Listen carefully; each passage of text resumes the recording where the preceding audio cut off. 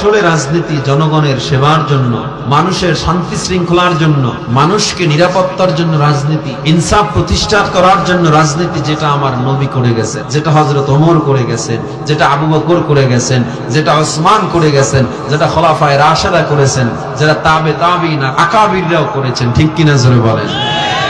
যদি সবাই ইনসাফ ভিত্তিক রাষ্ট্র চান, যদি আপনার দেশকে আপনি সোনার বাংলা হিসাবে দেখতে চান, যদি আপনার রাষ্ট্রে গুম খুন হত্যা রাহাজানি অন্যায় না দেখতে চান, যদি আপনি আপনার রাষ্ট্রকে বিশ্বের শ্রেষ্ঠ মডেল রাষ্ট্র হিসাবে দেখতে চান, তাহলে ইসলামকে ক্ষমতায় বসাতে হবে। ঠিক কিনা জোরে বলেন? আপনি যতদিন না পর্যন্ত খেলাফতের স্বপ্ন দেখবেন, যতদিন না পর্যন্ত আলেমদেরকে নেতৃত্বে না আনবেন, আল্লাহওয়ালাদেরকে নেতৃত্বে না নিবেন, ততদিন পর্যন্ত আপনার হক মারা বন্ধ হবে না, স্বার্থের রাজনীতি বন্ধ হবে না। অনেকের আবার এই আমরা ওলামায়ে কেরাম একসাথ হইতেছি, এটা অনেকে সহ্য হইতেছে, অনেকের আবার গাত্র দেওয়া শুরু হয়েছে।